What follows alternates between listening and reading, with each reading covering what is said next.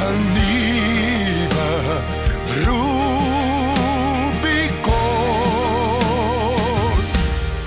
word ontbloot. Die Rubicon gesprekreeks is opgeneem tydens 'n geleentheid by die AfriForum Theater. Op publieke aandrang deel ons die gesprek hier in dele oor die volgende paar weke. Die deelnemers aan die program is op die skerm. Nou, as julle kyk, daar's ek en Van nou weer weg onder. Ons moes regs onder gewees het, generaal George Meyring. Nou, wie hom nie ken nie, hy het onmiddellik deelgeneem. Hy het ons stories vertel. Ek moet net sê, van al hierdie deelnemers wat ons individuele opnames van gemaak het, word daar stories vertel wat nog nie geboekstaaf is nie, wat nog nie op film vasgelees nie. Dis ongelooflike materiaal wat ons vasgelê het vir die dokumentêr. Generaal George Meyring, Roland de Vries, Johan Jooste. Nou, ons almal weet wat Johan Jooste vandag doen. Hy maak 'n ongelooflike bydrae aan die land met die renosterbeskermingsprogram of projek. Thys Sondag, hier sit hy. Thys, praat die tweede keer van jou. Ek moes iemand kry in die projek wat uit 'n logistieke oogpunt kon praat en vir ons verduidelik wat het gebeur in sy tyd, wat hy briljant doen. Hannes Venter, ons almal ken hom, 1 verkenningsregiment, 4 verkenningsregiment se bevelvoerder, dink ek, vir 11 jaar gewees. Ons het die voorreg gehad om sy opname te gaan doen wat is die Donkergat, Donkergat, en ons het in Hugospos gebly terwyl ons sy opname gemaak het. Dat was 'n besondere voorreg gewees om dit te kon doen. Kali, hier langs my, Dan Mossie, Bason, die Vlamgat, hy was in my raadsvleen hier gewees tydens die oorlog. Ons gaan net nou 'n bietjie later oor hom gesels. Ongelooflike interessante opname, ook in Langebaan gedoen. Dan Wal de Wal, ek dink ons almal ken sy geskiedenis van 101 Bataljon en hy's vandag by Bidwest Protea. Protea Coin is hy die hoofoperasionele offisier met groot suksesse, inisiatiewe. Koos Moorkrof, nou ja, ek hoef nie eens verder te praat nie, ons almal ken vir Koos Moorkrof.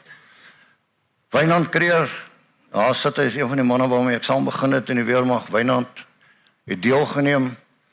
Dan het ons natuurlik vir Van opgeneem en vir my opgeneem. Dit was die 12 individuele opnames wat ons gedoen het vir die dokumentêr.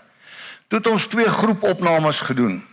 Linksonder is Hannes Venter en Charles Nodé. Nou, Hannes Venter het die behoefte gehad dat hy en Charles saam gesels oor 2 spesifieke operasies wat hulle gedoen het. Wat hulle 2 saam gedoen het. En hulle het nie oor die detail van die operasie gepraat nie. Hulle het gepraat oor die lesse geleer teen hierdie 2 operasies, die een se bietjie negatiewe lesse en die ander een se uiters positiewe lesse. Dit is 'n ongelooflike opname wat ons gedoen het. Sal baie dankie ook. Dan regsbo, daar's nog 5 langslewende lede wat spesiale magte gestig het. Daar sit 4 van hulle. Ons het 'n opname met hulle gedoen. Hier sit generaal Dan Lambrecht. Hy is een van hulle. Dankie dat generaal vanaand hier is. Nou, ons kon ongelukkig nie vir Jan Breitenbach, gekry het om deel te neem aan die program nie, as gevolg van siekteomstandighede. Hy kon net nie deelneem aan die program nie. Maar ons het toe die vier manne gekry en ons het lekker gelag. Dit gaan oor die stories en die dinge waardeur hulle gegaan het toe hulle spesmagte moet gestig het. Ek dink ons het almal gedink dit is alles wat oop en toe maak. Dit is nie die geval nie. Hulle het deur baie moeilike tye gegaan. So dit is die deelnemers aan hierdie dokumentêr en ek is hulle ewig dankbaar. Ek het net nou by my inleiding gesê of tydens my inleiding, ek kon 'n klomp manne wat hier voor my sit gebruik het om hulle stories te vertel. Maar ek is oortuig daar kom 'n tweede reeks. En ek het nou kontak gemaak met al die veteraanorganisasies en hulle sal vir ons die name gee tot die vloot, die duikbootmanne wat saam met verkenningsregiment gewerk het. Ons gaan 'n baie verteenwoordigende groep mense hê vir die tweede reeks. So, dit is die deelnemers. Kan lees ek op nou datum. Ek sit. Dankie. Ons gaan nou praat oor die Rubicon wat ons almal maar moes oorsteek, né? So dit kom. Maar wat het vir jou uitgestaan as dalk uniek of dalk spesiaal of besonders? Kan ek dink 'n loopbaan van so lank 24 jaar in die weermag het baie hoogtepunte en baie spesiale oomblikke. En hulle is geïntegreer. Ou kan hulle nie in verskillende pakkies sit, hoogtepunte en spesiale punte nie. Ek het maar die bevelslyn gevolg in my loopbaan as offisier. Ek het die voorreg gehad om bevelvoerder te word van 7 Saai en Palleborwa. Daarna het ek my stafkursus kom doen. Wel, dis nadat jy nou in die operasionele gebied ontplooi was en groot geword het, né? Het ek by 7 Saai bevelvoerder geword. Daarna het ek my stafkursus gaan doen. CP Retoy wat hier sit was my KS. Ek sal dit altyd onthou, CP, ja. Hy was my KS gewees, ons ken mekaar baie jare, so hy was 'n bietjie spytevol geweest, maar dis reg. Ek was baie bang vir stafkursus. Hoekom was ek bang vir stafkursus?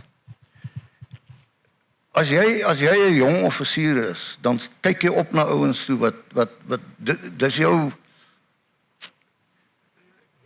ideaal. Jy streef hulle na. Hulle is die ouens waarna jy opkyk. Die ouens met groot respek. Van daai manne het nie bevel en stafkursus gemaak nie. Hoekom sal ek nie weet nie, maar dit het ou bang gemaak. Ek was verskriklik bang vir bevel en stafkursus die dag toe ek deur die hekkery van die leerkollege. Hy was my bevelvoerder by die leerkollege gewees, Roland de Vries. Dit het baie goed gegaan met die kursus. Dit was vir my 'n baie spesiale oomblik toe ek bevel en stafkursus slaag. Hulle het nie gedink ek het baie goed gedoen op my bevel en stafkursus nie, want hulle het my nog 3 jaar by die leerkollege gehou as 'n KS, dat ek nog meer kon leer.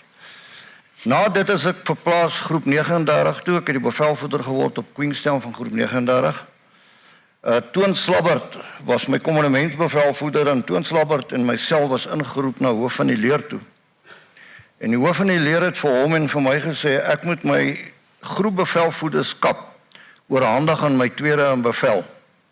My taak in Queenstown gaan wees, ek is verantwoordelik vir die Transkei en die Ciskei, voor, tydens en na die verkiesing, die eerste demokratiese verkiesing. Nou dit is 'n mond vol, en het 'n klomp uitdagings gehad, maar daar het insidente plaasgevind, maar ons het dit bestuur, ons het dit baie mooi bestuur. Ek was eendag toegesluit, hulle het my in die Holiday Inn kom arresteer 1:00 die oggend, Olemisa se veiligheidspolisie, maar ons is dan redelik gou weer vrygelaat. Die voorreg wat ek daar gehad het, met die suksesse wat ons bereik het generaal Otto vir ons kom kuier. Hy het gevlieg Queenstown toe en hy het vir ons kom kuier, hy was hoof van die leer en hy kom gelukwens en dankie sê vir die suksesse wat ons bereik het. Dit was nie ek nie, dit was 'n span, dit was 'n groot span wat hierdie suksesse bereik het. Generaal Pretorius het ook gevlieg en vir ons kom kuier en gesê dankie.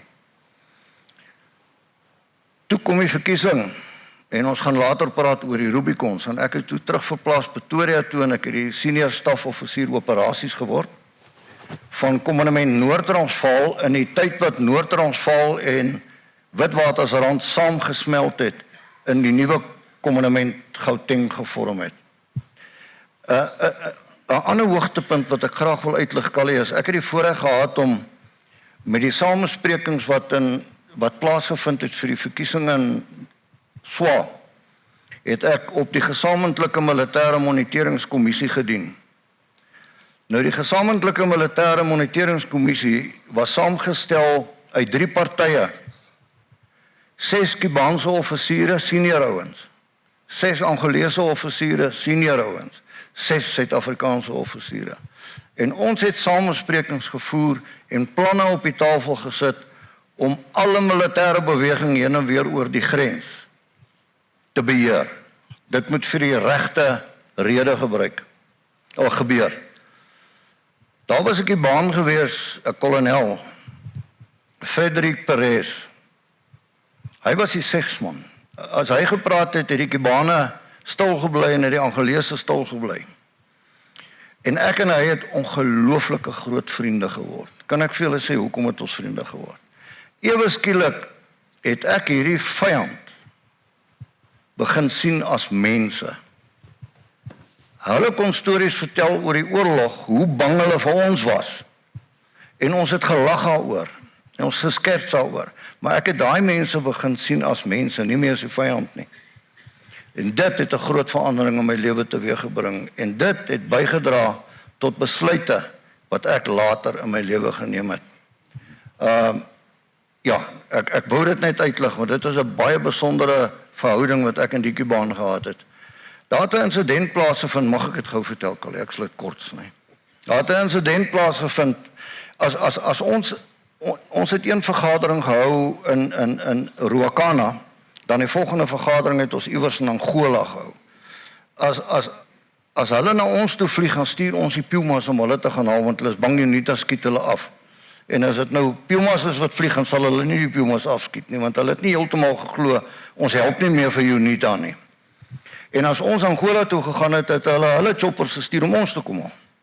En dit was nou maar die ooreenkoms. En die aand, voor die vergadering, toe val UNITA een van die beheerpunte op die grens aan. Aan die een kant van die grens van die kaplyn is 'n peloton van 3-2 bataljon ontplooi, en aan die ander kant van die kaplyn is 'n peloton wat bestaan uit 15 Kubane en 15 Angolese wat daai kant grensbeheer toepas.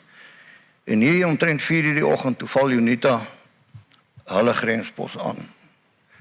Hulle skiet glad nie op 3-2 bataljon nie, al word 'n klomp van hierdie manne doodgeskiet. Nou is die onderhandelings aan flarde. Dis totale chaos. Frederik vra toe vir my, hoe gaan ons nou hierdie probleme oorkom? En ek praat toe met Chris Serfontein, wat toe die sektorbevelvoerder is in sektor 10. Ek sê vir hom, stel voor, ek kan nie vir, jy sê nie vir Chris Serfontein, jy vra vir hom. So ek vra toe vir hom, dat ek en Frederik Perez moet op die kaplyn gaan sit, op 'n gegewe plek, dan onderhandel ons met 'n generaal van UNITA, net laat hy vir hulle kan verduidelik, dit was nie ons wat UNITA ondersteun het nie. Dis die enigste plan wat ek kon dink. Toe wou Frederik nog 'n Angolese soldaat saamvat, toe sê ek, maar jy kan dit nie doen nie, daai ons is die oppositie van, dit net ek en hy wees. Dit word te goedgekeur. En ons gaan sit in die middel van die kaplyn op 2 veldstoeltjies met elkeen 'n bottel water, nou wag ons, dis die plek waar hierdie generaal van UNITA nou ons gaan ontmoet en die lug suiwer. Ons het omtrent so 2 ure daar gesit. En ek was op die punt om my helikopter te roep om ons te kom oplaai weer en ons terug te vat. Toe, nou ek moet staan as ek dit verduidelik.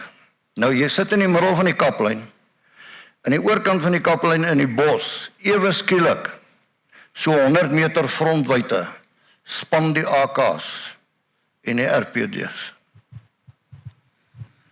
Nou ek het yskoud geword en 'n paar ander dinge. Toe ek so vir Frederik kyk, nou hy's 'n redelik donker Kubaan geweest. Toe ek so vir hom kyk, toe sien ek hy's ligter as ek.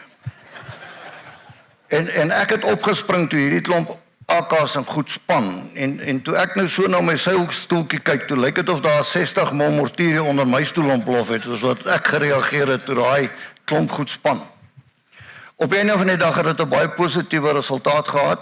Daar het so 'n redelike skir by UNITA uit die bos uitgekom met 'n RPD. En hy vra toe vir ons wat ons wil doen. Ek sê nee, ons het afspraak met die generaal.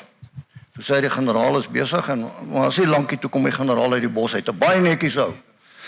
Toe sê hy vir ons hoef nie verder te praat nie. Dit was nie 'n opdrag wat hulle gegee het nie en hulle het klaar met die ouens wat die aanval uitgevoer het afgereken. So dit was die tipe van goed wat ons saam gedoen het, as jy die mens sien en jy glo in mekaar en jy wil die pad saam vorentoe stap. Ek moes net geraai storie vertel het. Baie dankie.